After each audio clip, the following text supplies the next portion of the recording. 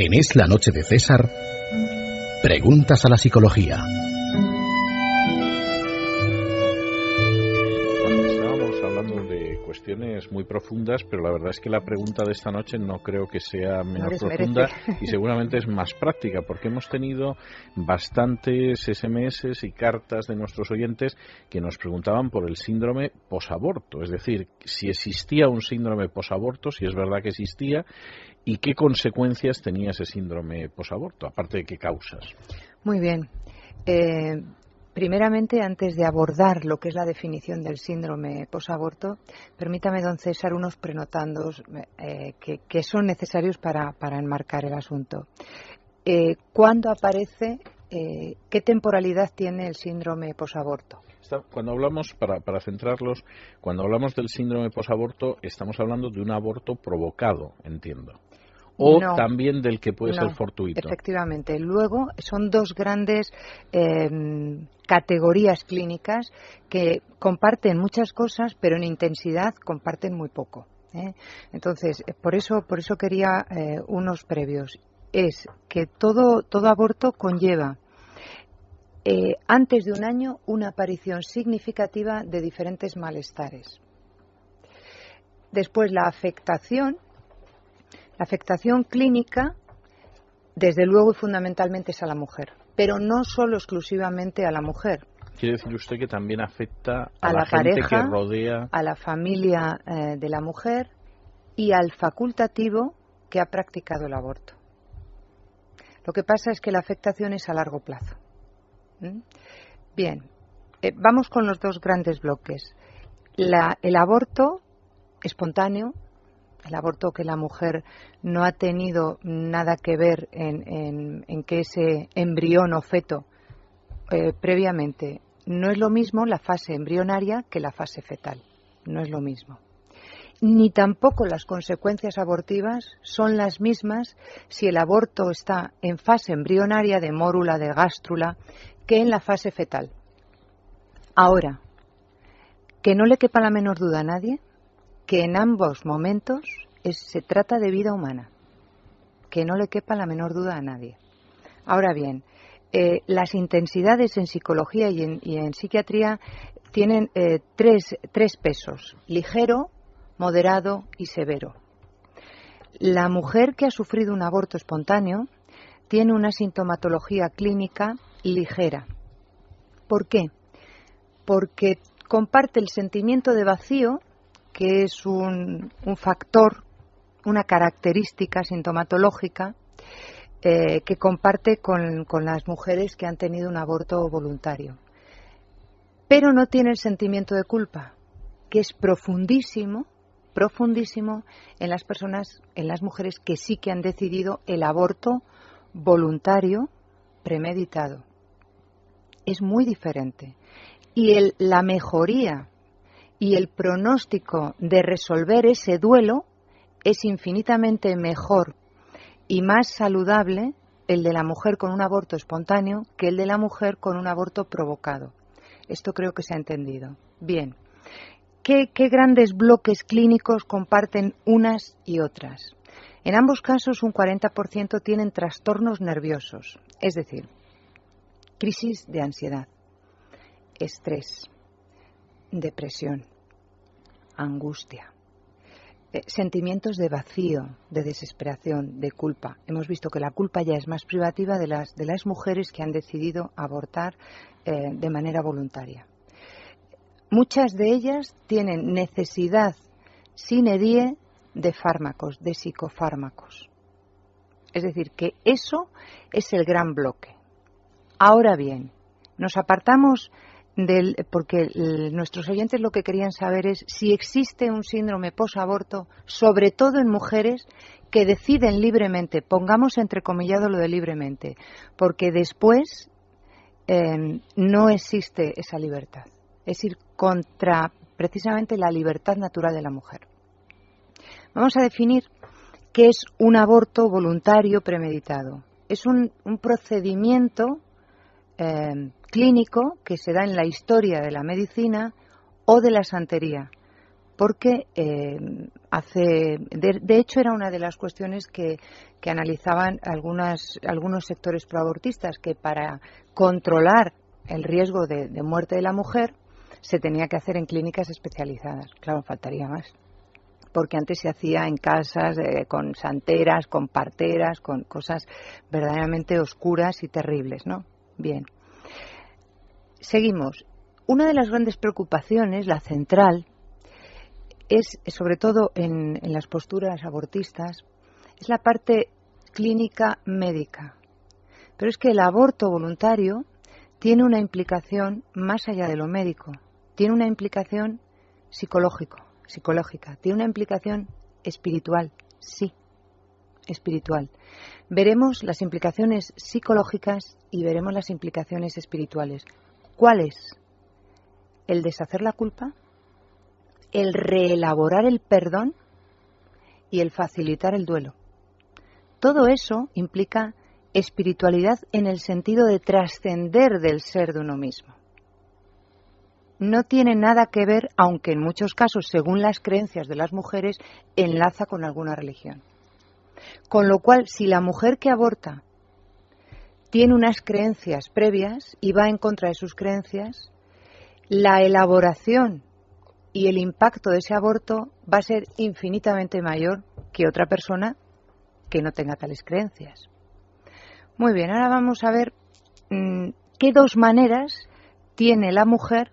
Nos estamos centrando en la mujer, pero no nos tenemos que olvidar después de la pareja y de los hijos que puede haber previos a ese aborto y del médico, del facultativo. ¿Qué dos maneras tiene la mujer de afrontar ese aborto voluntario? Negándolo, huyendo, relegándolo al inconsciente. Con lo cual, oficialmente no ha pasado nada. Sí, sí pasa. Segundo gran bloque, pseudoafrontándolo, con pseudofortaleza. No pasa nada. Sí pasa. ¿Qué tres fases, qué tres grandes bloques pueden aparecer siempre? Siempre. Y hemos dicho que la intensidad en este bloque de mujeres que han abortado voluntariamente es de intensidad moderada y severa. Vamos a ver las que han decidido que lo han afrontado y que no les pasa nada. De una manera libre, con fortaleza, no ha pasado nada. Tienen la característica de la hiperexcitabilidad. ¿Qué es eso? Son mujeres que a partir de esos 8 meses después del aborto, en torno entre 8 meses y 1 año, aparece una alteración muy frecuente de la conducta, con sobrereacciones, respuestas, lo que se llaman pararespuestas, muy exageradas. Se vuelven más hostiles, más irritables, con profundos sentimientos de ira, de rabia, con alteraciones de los ritmos de vigilia y de sueño. Es decir, que hay una realidad observable, una conducta observable por parte de todo su microsistema familiar. Ha habido un antes y un después. Si no se acude al especialista oportuno, se pueden buscar causas muy protésicas, pero que no son verdaderamente la causa del problema. Bien, digamos que estas personas tienen incluso mejor pronóstico. Las de peor pronóstico son las que han negado y han relegado al inconsciente el aborto. ¿Qué ocurre? Aparece la intrusión y la constricción. La intrusión tiene muchísimo que ver con el no manejo del tiempo y la circunstancia ocurrida, traumática. ¿En qué sentido? Se anclan en el pasado de manera recurrente y obsesiva. Se quedan detenidas en el momento de ¿por qué lo hice? Empiezan a generar conjeturas. Podría haber hecho esto, quizá debería, pero me vi forzada, pero entonces lo hice. Se quedan ancladas en el pasado. El quedarse anclado en el pasado no te permite vivir el presente y no te proyecta al futuro. Bien. Además, Carl Ester, que es un psiquiatra que ha analizado muchísimo, y un profesor de Nathanson, que ha sido el rey del aborto y luego convertido, Este hombre, bueno, pues habla fenomenal y te dice la bioética del aborto, y dice que mujeres que han abortado en un tramo, en el primer trimestre, y que oficialmente han olvidado, aparece un estado distímico, ¿sabe cuándo? Coincidiendo con la fecha del alumbramiento. En todos los casos. Qué cosas, ¿no? Pero es así. Después tienen pensamientos constantes de la edad y del tramo vital que podría haber tenido ese hijo. El calendario nunca les es indiferente, porque se les queda como fecha traumática el acto abortivo. Bien. Otra característica sintomatológica, la constricción. Esto, digamos que es mucho más relegado al inconsciente. Son personas que pueden quedar anestesiadas de una manera casi mantenida en el amor y la ternura. Dice el padre Zósimo en Los Hermanos Karamazov que uno de los grandes de vivir en un infierno es tener el sufrimiento de no amar y ser amados. Bueno, pues estas mujeres se instalan ahí. Tienen tendencias autolíticas y un 60% de pensamientos suicidas respecto a mujeres que han abortado de modo espontáneo.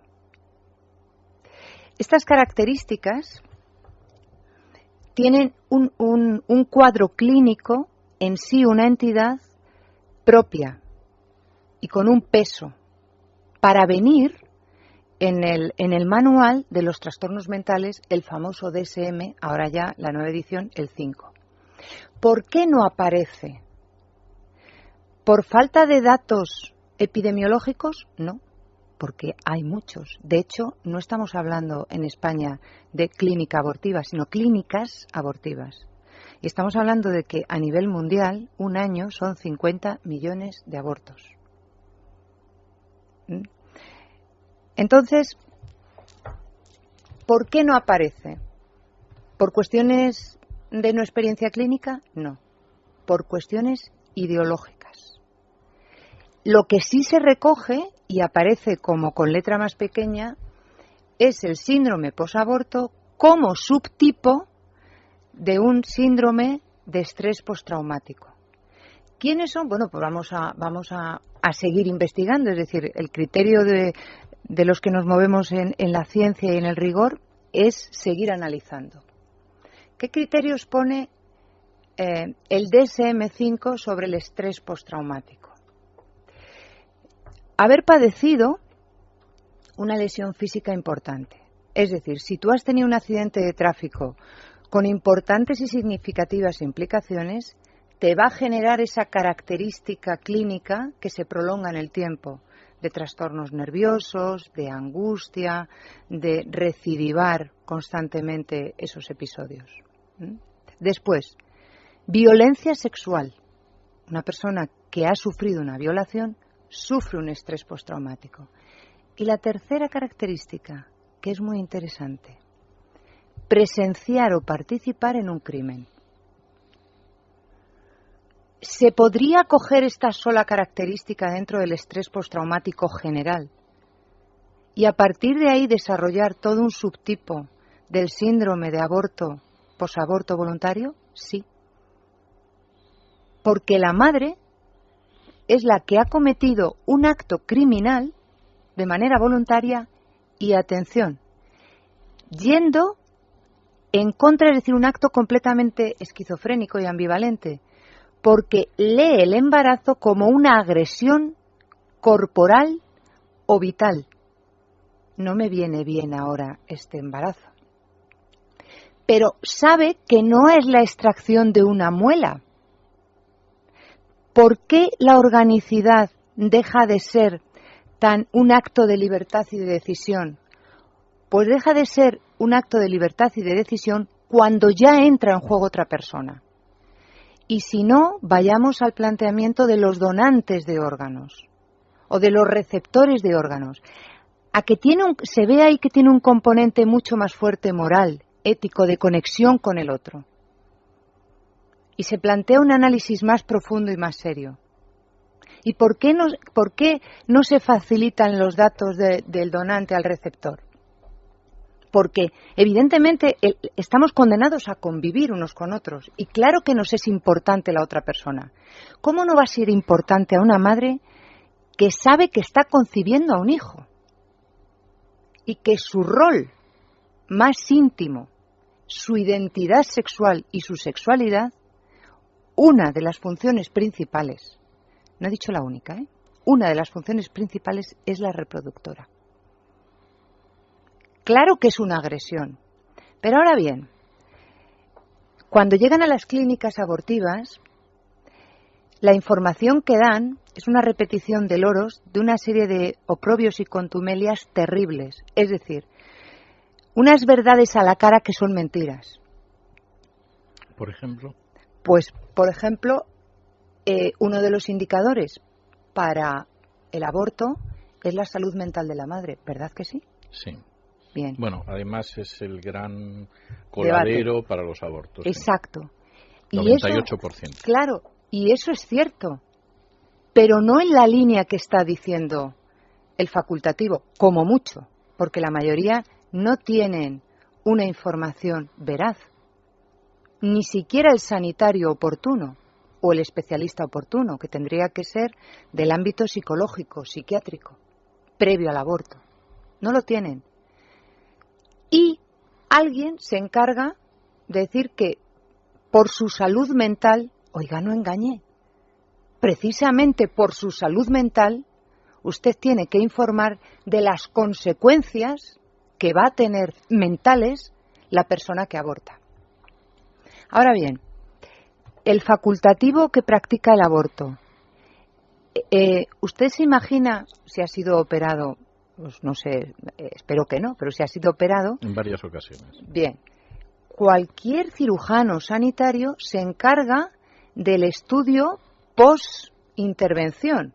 Cómo va, cómo se va rehabilitando. En estas clínicas no hay.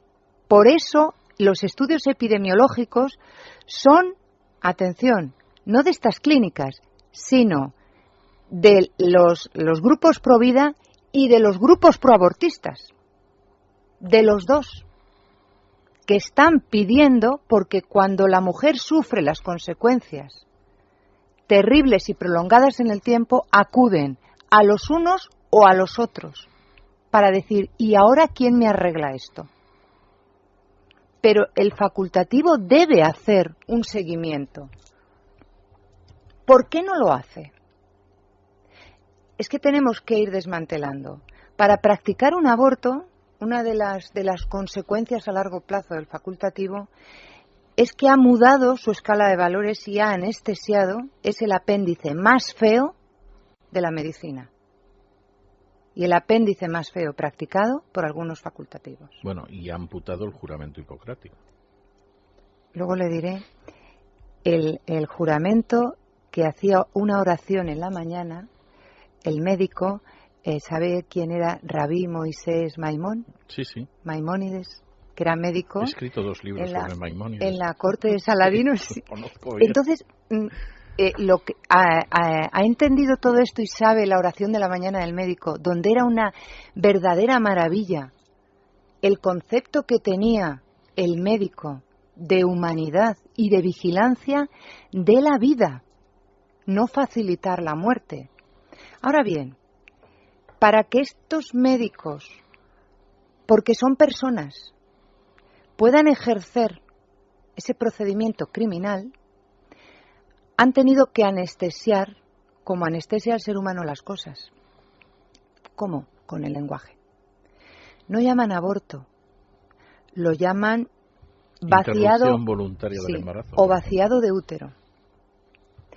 Y cuando están practicando el aborto, que además es terrible, todo el instrumental, una de las prácticas abortivas es la succión, son succiones de resto de útero. Es decir, ellos luego miran en las gasas o en los recipientes a ver si los restos de útero corresponden al tramo embrionario o fetal.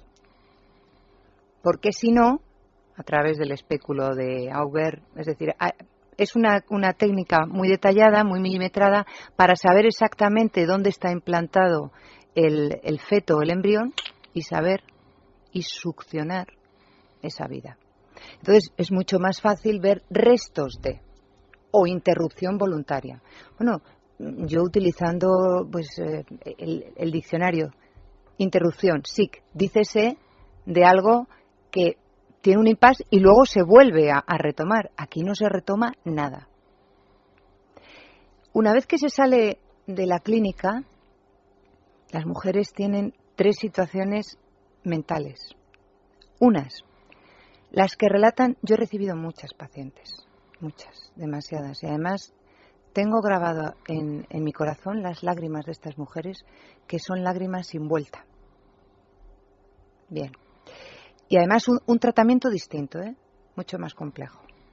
Primera situación, las que te definen como si hubiese sido Terminator y un escáner visual, como el detalle que llevaba la enfermera, el color de la habitación, la temperatura de la camilla, pero lo describen, atención, muertas emocionalmente. Segunda situación, las que te describen emocionalmente cómo estaban aturdidas, embotadas, con miedo, con fight o flight, o ataco o huyo. La mayoría de estas que tienen el fight and flight no les permiten dar vuelta atrás, entre otras porque suelen ir acompañadas de la pareja que ha presionado para llegar allí. Bueno, pues estas te relatan esa emotividad con un calado y un peso emocional, psíquico y trascendente que le va a ser difícil resolver. Pero no recuerdan nada objetal ni espacial. Tercer grupo, las mujeres que tienen recuerdos intrusivos y obsesivos, como flashback, de lo uno y de lo otro, y les produce pesadillas recurrentes sobre el hecho abortivo, terrores nocturnos. La diferencia entre una pesadilla y un terror nocturno. El terror nocturno te logra despertar con gran agitación motórica. No tienes una sensación de hipnagógica, es decir, que todavía estás bajo el sueño, pero tienes la vivencia de algo terrible. Tienen insomnio o primario, les cuesta abordar el primer tramo de la noche, secundario, se despiertan muy pronto, o interrumpido, se despiertan y no vuelven a coger el sueño. Y en todos esos momentos de insomnio aparece el flashback del hecho abortivo.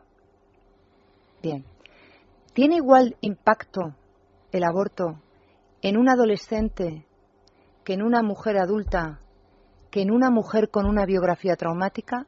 No. ¿Quiénes son el grupo de población de más riesgo? Por orden de importancia, son las adolescentes. ¿Qué cosa, don César? Porque todavía no tienen anestesiada la moral. Están demasiado frescas, es decir, hay todavía demasiada emoción libre de ideologías. Y entonces se ven abocadas, en muchos casos, desgraciadamente, aunque la familia, atención, sea provida. Una cosa es ser provida cuando le toca a la vecina y otra cosa es ser provida cuando tu hija está en segundo de bachiller y se le ha fastidiado la PAU, que es la prueba de acceso a la universidad, y la carrera, que la va a hacer en no sé dónde. Y entonces nuevamente utilizamos el lenguaje y bueno, no es conveniente, no. La niña se queda profundamente marcada. Y la relación con las personas afectivas que la han vinculado al aborto está tocada para siempre. Si la pareja además le presiona para abortar, esa pareja tiene las horas y los días contados. Se separan siempre. Después, el apoyo social que puedan tener estas criaturas. A más apoyo social, más fácil es toda la vuelta que tienen que hacer. Dato interesantísimo, la información previa que tienen que tener. No se da ninguna información previa, porque es una bonanza cultural, es un acto de demagogia progresista, no de progreso, porque progreso es dejar que las personas vean la luz del sol, es decir, dejar que la vida venga a la vida. Pero les falta información, entonces son informaciones muy sesgadas, donde se les pone de una manera perversa todo lo que se les acaba, es una agresión a tu cuerpo. Te va a cambiar el cuerpo, te van a cambiar tus formas, la talla va a cambiar, claro, evidentemente. Se te acaba tu vida de adolescente, los planes de estudio, pues ya te vas a tener que poner a trabajar de baja cualificación. Esto no es serio. Hay que explicar, y los médicos facultativos que practican esto, ninguno son consecuencialistas, ninguno. Simplemente ejercen un momento puntual, que además esa práctica, esa praxis médica, lo de médica con muchas comillas, les da pingües beneficios. Eso es lo cierto, porque cada día hay más demanda. Sigamos con otro bloque de impacto. Las mujeres ya con una biografía traumática, por ejemplo, mujeres que han sufrido una violación y a partir de ahí viene un embarazo. Mujeres con una dificultad mental, un trastorno mental. Mujeres que han sido maltratadas por sus maridos.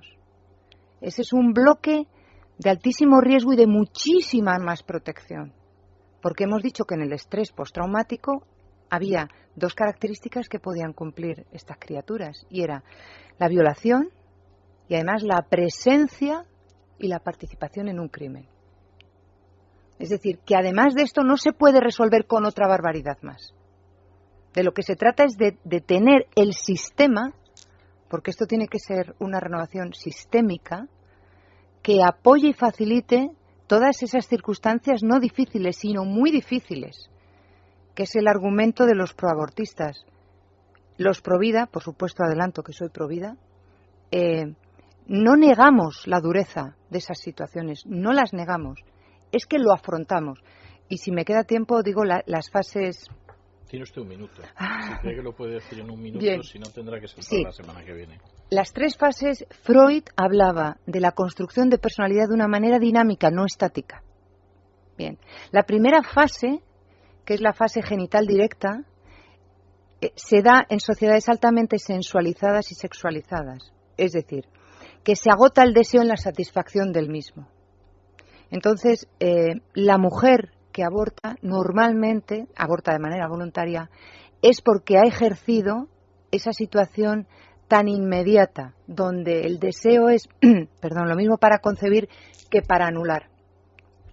Después viene la represión, gran palabra, porque ojo el contenido tan perverso que se ha dado. Reprimir no es decir no a nada, a ver si nos enteramos. Reprimir es no afrontar una realidad conflictiva que nos viene para que crezcamos madurativamente.